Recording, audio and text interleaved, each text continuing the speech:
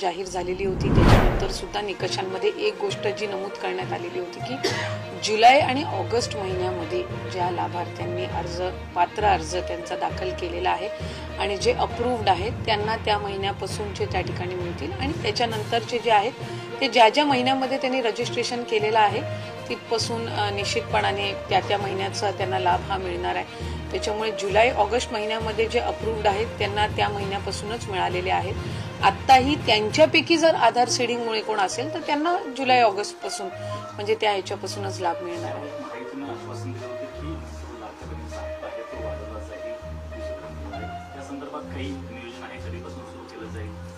राज्याचे मुख्यमंत्री आदरणीय देवेंद्र फडणवीस साहेबांनी ज्यावेळेला पहिली पत्रकार परिषद घेतली त्याच वेळेला त्यांनी त्या संदर्भातली जी महायुतीच्या सरकारची भूमिका आहे ती त्या ठिकाणी स्पष्ट केली।